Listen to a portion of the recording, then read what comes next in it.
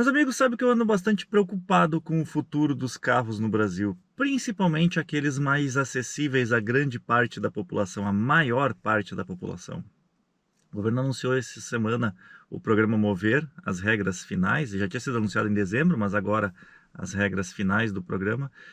E eu vou dizer que não foram assim tão animadoras quanto eu esperava. Vem comigo que eu vou te contar por quê.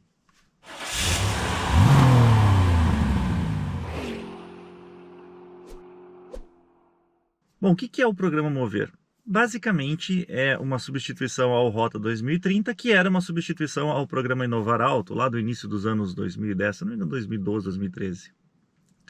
Ambos os programas, tanto o Inovar Alto quanto o Rota 2030, eles previam incentivar a indústria nacional a produzir veículos por aqui.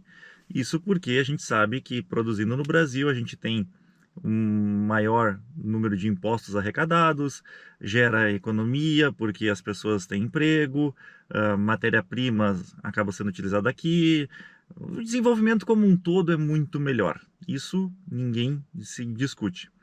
O programa Mover, ele veio com digamos, alguns adendos a mais, ele veio um pouco mais completo do que o Rota 2030. Não é simplesmente produzir no Brasil, mas ele já está prevendo também a produção e desenvolvimento de carros mais sustentáveis, carros que não agridam tanto o meio ambiente. E nesse ponto eu achei muito interessante mesmo.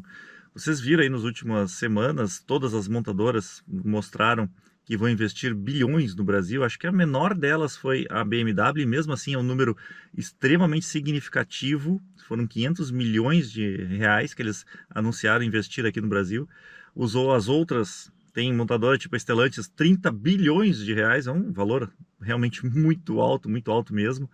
E isso é muito bom, isso é muito bom, e isso vem alinhado com este programa do governo. Bom, a motivação da criação do Mover, eu não tenho a menor dúvida de que foram as chinesas que, digamos, obrigaram o governo a se mexer e fazer alguma coisa. Por quê? Porque a entrada dessas chinesas com carros elétricos muito baratos, muito mais acessíveis, ela começou a prejudicar a indústria nacional.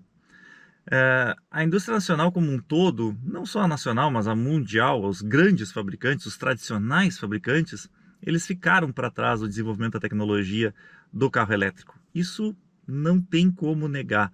Eles até começaram a desenvolver alguns produtos, mas a China atropelou. A China veio com a tecnologia muito melhor de bateria, de motores, do carro como um todo. Ah, mas tem a Tesla. Pois é, mas a própria Tesla, ela acabou recorrendo a algumas empresas chinesas para produzir as baterias para eles, né? Chinesa e coreana, porque a Tesla mesmo acho que nunca produziu bateria para ela. Mas aonde eu quero chegar com tudo isso? A BYD, o ano passado, quando ela começou aquele movimento, né, de trazer o Dolphin para cá e começou a aumentar em grande escala a venda de veículos elétricos, ela incomodou as fabricantes tradicionais. E não foi só ela, a GWM também, um pouquinho antes, já tinha dado uma incomodada, mas a BYD foi realmente a gota d'água.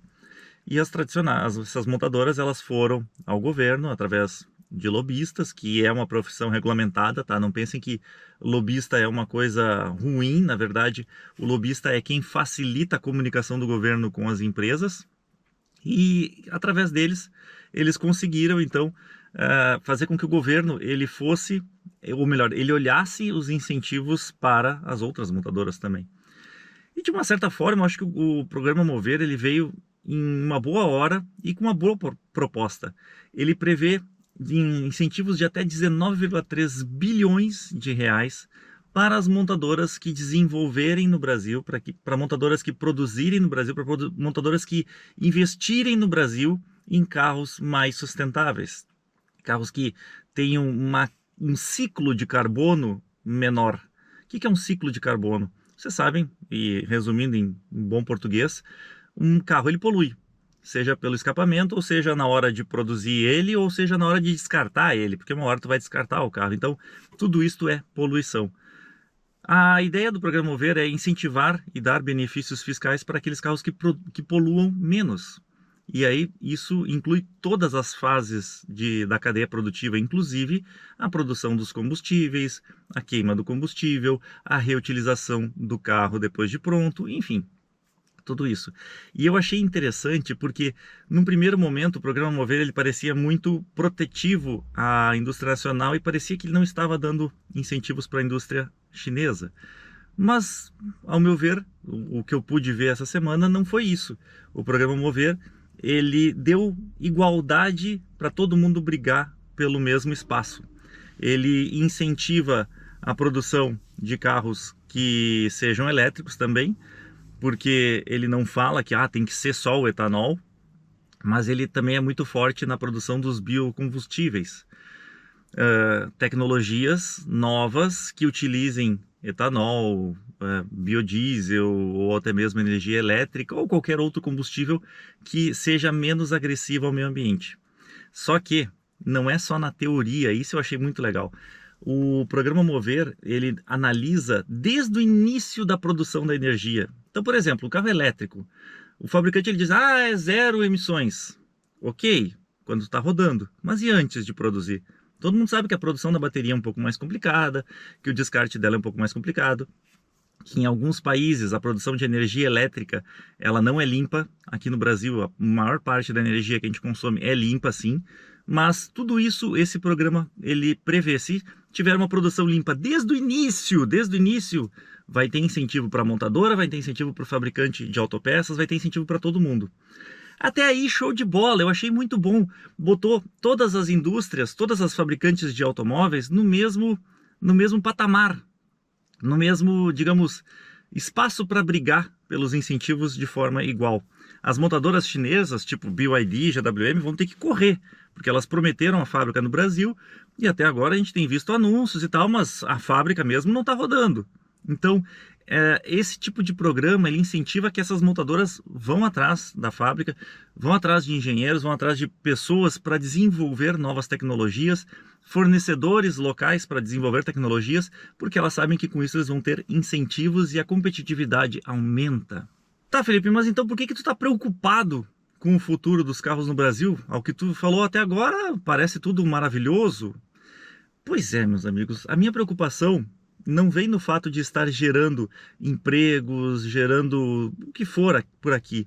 A minha preocupação está no fato de que esses carros, eles usam tecnologias mais caras.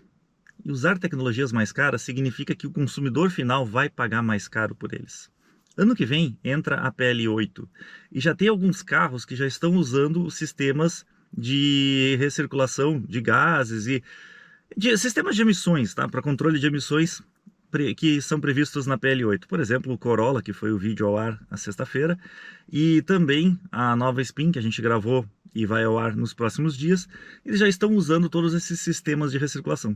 São sistemas mais caros, são sistemas que melhoram o consumo de combustível e não agridem tanto o meio ambiente, porque não deixa o combustível evaporar para fora, não deixa se perder no ar. Mas o consumidor paga mais caro por isso, sim. E essa é a minha grande preocupação. Carros com tecnologias híbridas, carros com tecnologias que atendam a PL8, os carros que vão ser produzidos daqui para frente, eles não são acessíveis à grande maioria da população brasileira. Quanto está custando hoje um Kwid ou um Mobi, que são os carros mais baratos do mercado? Na faixa aí de 60 e poucos mil reais. Pergunto para vocês, meus amigos, quem é que ganha o suficiente para comprar um Mobi, um Kwid e achar assim, comprei um carro popular? Meus amigos, 60 mil reais, isso é abaixo do preço do Kwid, tá? Mas 60 mil reais, para a maioria dos brasileiros, ele é completamente inacessível. Pois é, mas esse cara vai comprar carro usado. Vocês já viram quanto é que está custando os carros usados hoje? O fato de há alguns anos já, desde o início da pandemia, as montadoras estarem tirando do seu portfólio os carros mais de entrada, está fazendo com que o mercado de usados esteja extremamente inflacionado. Hoje um carro de 60 mil reais, às vezes tem 10 anos ou mais de uso. Meus amigos, carro de 10 anos de uso deveria custar 30, 20. Por quê? Porque é o carro que o cara que não tem condições de comprar um carro zero teria condições de comprar. É aquele carro para quebrar galho, para fazer a pessoa se sentir à vontade, não sei se sentir à vontade, mas conseguir cumprir as suas tarefas. Esse carro hoje custa 3 vezes mais do que eu acho que deveria custar. E sabe qual é a minha previsão para o futuro? É que vai ficar cada vez mais difícil. Porque praticamente a gente não está colocando no mercado carros novos de 60 mil reais. A gente está colocando no mercado carros novos que custam mais de 100. Custam mais de 100 mil reais. E que vão ter um custo de manutenção mais alto, porque eles agregam mais equipamentos. Os equipamentos de controle de emissão da PL8 e esses híbridos que vêm para o futuro aí também incluem mais equipamentos. Pô, um motor híbrido significa que ele tem um motor a combustão e mais uma parte elétrica, uma bateria, um gerador de energia grande com um motor elétrico grande para empurrar o carro, ou para empurrar o motor, ou para seja lá o que for. Eu não sei se eu estou sendo pessimista, mas eu fiquei, por um lado, muito feliz, né, que o programa Mover ele está dando incentivo para a indústria nacional, para as pessoas que trabalham no Brasil, dando incentivo para que as empresas chinesas não venham simplesmente importando os carros para cá, incentivo para que elas coloquem as suas fábricas aqui, para que elas gerem emprego no Brasil, para que a economia do Brasil gire e não simplesmente a economia do Brasil mande dinheiro para fora. Porém, eu não vi nada de movimento para priorizar quem realmente não tem condições de comprar um carro zero hoje, que é, infelizmente, a maior parcela da população brasileira. Tô certo ou tô errado? Será que eu tô exagerando na minha análise? Conta aqui embaixo para mim nos comentários. Esse vídeo, infelizmente, não é um vídeo que vai dar uma pista ou caminho da solução. O objetivo desse vídeo é basicamente externalizar uma preocupação que eu tenho, que eu achei que poderia mudar, mas que pelo visto não mudou. Vide o Dolphin Mini, que era para ser um carro extremamente barato, que não está tão caro efetivamente, mas que de certa forma está longe de ser popular. Conta para mim aqui embaixo o que vocês acham. Valeu, galera. Mas que barbaridade, é sério que tu aguentou até aqui, tio? Não deu nem uma dormidinha? Viu todo o vídeo mesmo, prestou atenção em cada detalhe? Então, meus amigos, não esqueçam, sigam a gente nas outras redes sociais também. Nós temos o TikTok, nós temos o Instagram, nós temos o Quai, o Facebook já existe, mas sinceramente eu nem sei se tem alguém usando ainda. Enfim, acompanhe a gente lá que a gente vai colocar um monte de novidade, vai colocar tudo que a gente está fazendo. Tu vai ver em primeira mão aquilo que vai chegar aqui algumas semanas depois no canal. Valeu?